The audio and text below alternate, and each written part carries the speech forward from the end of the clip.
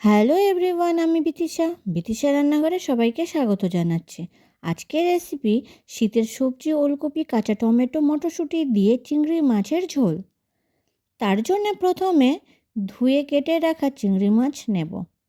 মাছে পরিমাণ মতো লবণ ও পরিমাণ মতো হলুদ দেব। লবণ হলুদ ভালোভাবে মাছের সাথে মাখিয়ে নেব।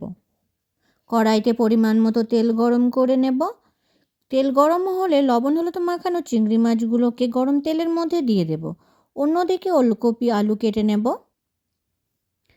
চিংড়ি মাছ ভালোভাবে ভেজে নেব। চিংড়ি মাছ ভালোভাবে ভাজা হয়ে গেছে। ভাজা চিংড়ি মাছ একটি পাত্রে তুলে নেব। কড়াইতে তেল গরম করে নেব। তেল গরম হলে দিয়ে দেব কালো জিরে ফোড়ন। ফোড়ন ভাজা হলে দেব কেটে ধুয়ে রাখা ওলকপি ও আলু। কিছু সময় ভেজে নেব।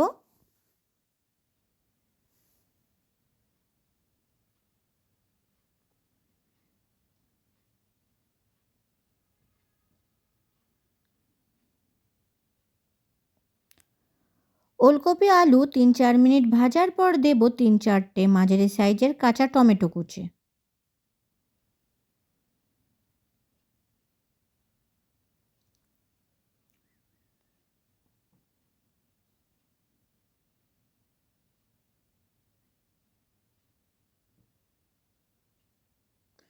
চার 5 মিনিট ভাজার পর কাঁচা টমেটো অনেকটা নরম হয়ে আসলে দেব পেঁয়াজ কুচি। আমি একটা মাঝারি সাইজের পেঁয়াজ কুচি দিয়েছি।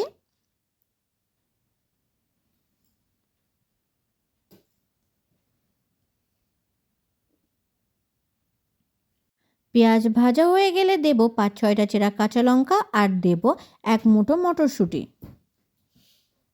আরও 4-5 মিনিট কষে নেব।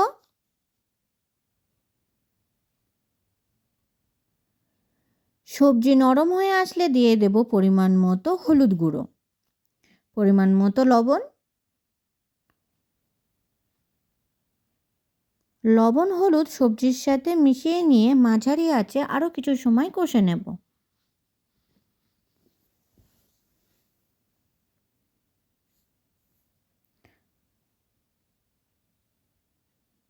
সবজি ভালোভাবে কষা হয়ে গেছে। এবার দিয়ে দেব পরিমাণ মতো জল। ঝোল একটু নাড়াচাড়া করে নেব। দিয়ে দেব 1 চামচ জিরে গুঁড়ো, 1/2 চামচ মরিচ গুঁড়ো। গুঁড়ো মশলা ভালোভাবে ঝোলের সাথে মিশিয়ে নেব।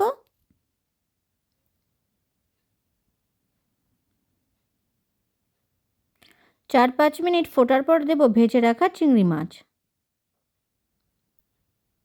মাছ ঝোলের সাথে মিশিয়ে নেব।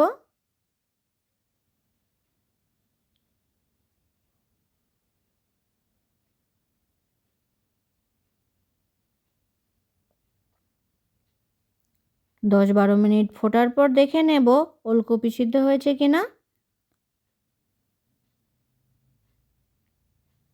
আলু ওলকপি সিদ্ধ হয়ে গেছে। ঝোলও ভালোভাবে ফুটছে। তৈরি হয়ে গেছে ওলকপি, কাঁচা টমেটো, মটরশুঁটি দিয়ে চিংড়ি মাছের ঝোল। ভিডিওটি কেমন হয়েছে অবশ্যই কমেন্ট করে জানাবেন।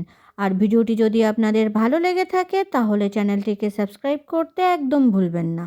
ধন্যবাদ।